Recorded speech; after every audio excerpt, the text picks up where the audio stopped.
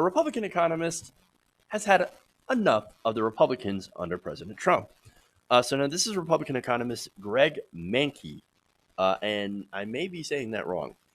Uh, Now, he is the chair of the economic advisors under former President George W. Bush. So this guy's fairly conservative.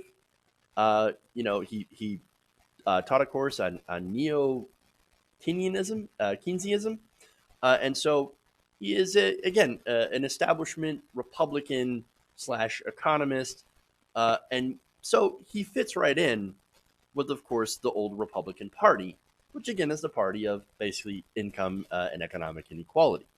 And so he's very much your, again, establishment Republican that thinks, I want the rich to make money. Okay, so now he fits along with Mitt Romney, and look, there's a relationship, by the way, between him and Mitt Romney, and so it's not surprising that he has joined along with Mitt Romney in criticizing President Trump, and has been doing so, to be fair, since about 2016. So now, in a blog post amplified by CNN's Jay Tapper, Manker revealed that he had left the Republican Party. He had switched his voter registration from Republican to Independent. And so, in a blog post, he spells out why. He says, quote, "First, the Republican Party has largely become the party of Trump. Too many Republicans in Congress are willing, in the interest of protecting their jobs, to overlook Trump's misdeeds." So, look, does he make a point? Absolutely. When pointing out the cowardice of Republican congressmen, politicians, absolutely. And I don't think it's, yes, they are worried about their jobs. Really, the worry is about the base rejecting these Republican politicians that happen to turn against Donald Trump. And so it is a risk for them politically. And so, look, I call them absolute cowards because that's what they are. They're too cowardly to take on President Trump. And therefore, they're like, yes, sir, kiss the ring, kiss the ring. And that's what they have to do in order to maintain their power and privilege. All right, so now he also, in the same post, said this about Democrats, because he loves to play the both sides game, right? Just as too many Democrats were for Clinton during his impeachment. Well, now, wait a minute. Where was the crime in Bill Clinton's impeachment? He had a consensual affair with an intern. Now, look, I don't have a problem with that. I really don't. I mean, the only time that I point that out is when there's hypocrisy involved. Again, if you want to call hypocrisy, Newt Gingrich is a great example, right? So Gingrich, while going after President Clinton for his affair, also had an affair of his own. No, that's hypocrisy. Now, I don't care what Newt Gingrich is up to. Yes, he's a gross individual, but should that really matter about his job? And so that's the thing, right? So I don't really care what you do in your personal life, as long as it doesn't impact your job. But again, Republicans, they seem to care more about these issues than I think I do. And so I guess that's a difference of worldview. Um, but I didn't care about that. But what it was with the Clinton impeachment was essentially, oh, we were looking into Whitewater. We were looking into this, real estate deal, this supposed corruption by Bill Clinton. We didn't find anything, but hey, look, a blowjob. Gonna go after it. So that's what they did. And when it comes to, the law, again, he didn't break any law, right? But okay, you want to play that both sides game? That's fine. All right. So now, here's the thing. So now he said this about Republicans. I have no interest in associating myself with that behavior. Maybe someday the party will return to having honorable leaders like Bush, McCain, and Romney. Until then, count me out. Okay. So, a couple of issues with that, right? So the Republican Party, I don't know if he really understands the Republican Party. Again, this guy is a member of the GOP, served, under Republican presidents. But does he really think the Republicans had honor when it came to George W. Bush, or maybe he meant George H.W. Bush, right? Uh, John McCain and Mitt Romney. Really? Okay, so now here's the thing. If you think George W. Bush is honor, well, I got something to tell you, right? I think you're wrong. Why? It's because George W. Bush is a war criminal. I mean, tell the million Iraqis that are dead that George W. Bush had honor. Come on, dude. Mitt Romney, of course, Mitt Romney's just one percenter, wants to give basically all the money to the rich. And John McCain, look, with all the, there are some positive, of course, things that John McCain had done. For example, working on Money in Politics with McCain Feingold, and that kind of stuff. Okay. And of course, standing up to Donald Trump. But at the same time, John McCain was an absolute warmonger. He never met a war he didn't like. So, whether it be going after Iraq, whether it be going after Iran or North Korea, whatever, any chance he had at attacking another country, John McCain was all for it. So I don't even really have any respect for John McCain, George W. Bush, or Mitt Romney. And I think Mitt Romney is actually the least worst among those people, even though Mitt Romney said 47% of Americans are moochers. So this is a guy that Greg Mankiw thinks, oh no, we have total respect for you. I wish we could go back to the party of that. But see, the thing about the Republican Party is that veneer of supposed respectability always hid the racist underbelly underneath. And so that's, again, the big issue with the Republican Party, which apparently this guy either didn't know about or didn't see. But see, Donald Trump is literally the id of the Republican Party.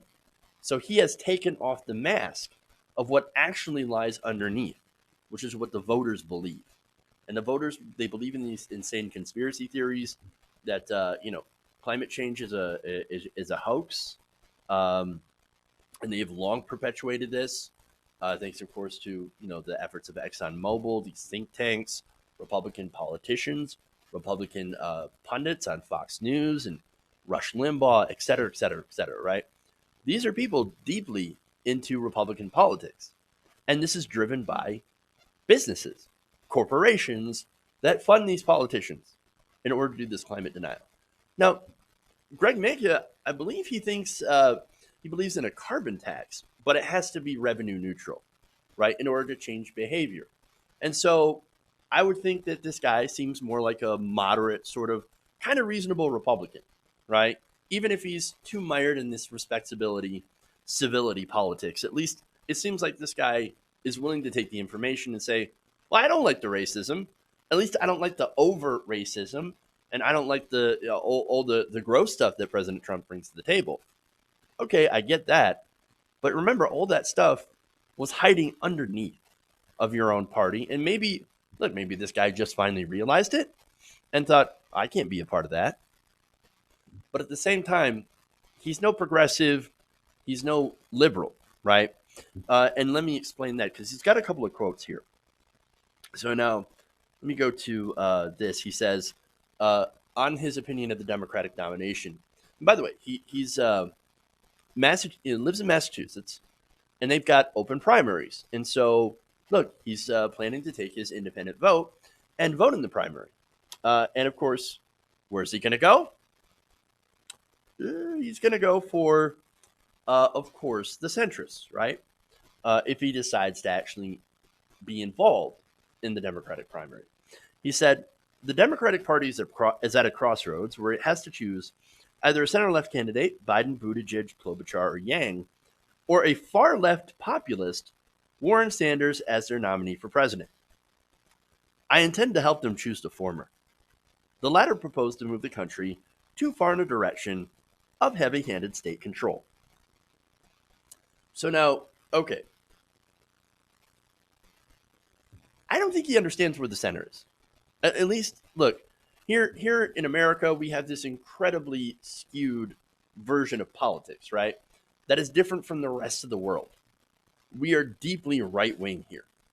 In reality, Bernie Sanders would be considered the centrist because he has the centrist positions, the ones that make the most sense. Again, universal healthcare, when you run it by the numbers, saves money and covers every single American man, woman, and child. Well, he looks at that and says, heavy handed state control. I don't like that. No, I would rather have thousands, or I should say millions of uninsured people continue to die from preventable diseases. Okay, well, I disagree with that. But again, that I guess that's the standard conservative slash centrist in our context position. But again, when it comes to the world, these are centrist ideas. Actually, like most people will look at a situation and be like, our healthcare situation, and wonder how can we do this to our own people? How can we not guarantee healthcare for every single man, woman, and child? But again, I guess it's a difference in ideology, right? But it does show you that he would be more than willing to vote for someone who basically embodies no status quo, or I'm sorry, embodies the status quo and zero change. And that's what this is about, really. This is about somebody who is enmeshed in the system and who has promoted this system through his teachings of an economic course, which, by the way, interesting reading on looking up of him. It turns out that there had been a massive student walkout during one of his courses. Now, interestingly enough, the people that walked out said, look, your economics course is flawed. It doesn't actually go in and look at the income and wealth inequality or provide any sort of solutions to those to that problem, right, of economic inequality. So we're going to walk out. You know what they did? They ended up walking out and joining Occupy Boston. So kind of awesome for the students, right? So it kind of shows the kind of economics that is the accepted standard establishment. Let's give tax breaks and stuff to the rich, and let's not do too much, welfare or anything like that, or the dreaded socialism, and make sure things continue to be business friendly. Again, this is your standard establishment Democrat centrist kind of worldview. And so that's where this guy really kind of falls on this, right? So now, one more quote here from his article. He says this: in doing so, if people vote, or try to go for Elizabeth Warren or Bernie Sanders, he has a warning. He said they tempt those in the center and center right to hold their noses and vote for Trump's reelection. Now, you get that? Now, he is being unintentionally honest here, I think. Maybe too honest. Or maybe he's being totally intentionally honest. I don't know. But he's basically saying, look, us people who we consider to be in the centrists, right?